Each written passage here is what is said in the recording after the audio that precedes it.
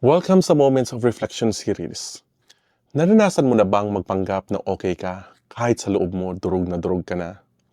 Madalas kasi iniisip natin na confidence means being strong all the time.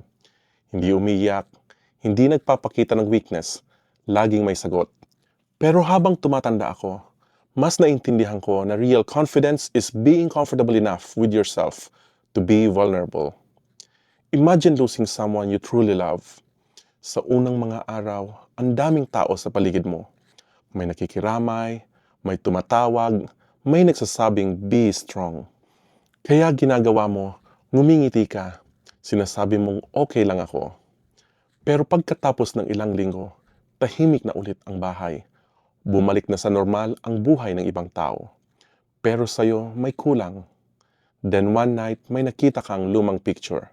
Biglang bumalik lahat. Yung boses niya, yung tawanan, yung mga simpleng conversation na dati akala mo ordinary lang.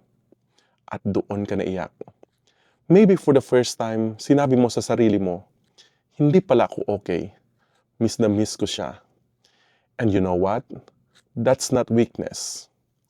Because confidence is having the courage to admit na sasaktan ako.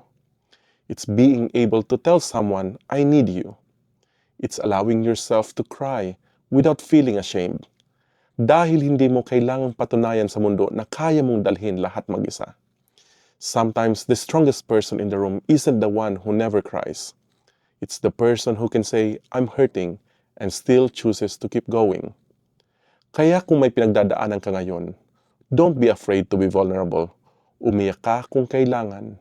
Magsabi ka kung nahihirapan ka. Because real confidence isn't pretending that nothing can break you. Real confidence is knowing that you can be broken for a moment and still find the courage to put yourself back together.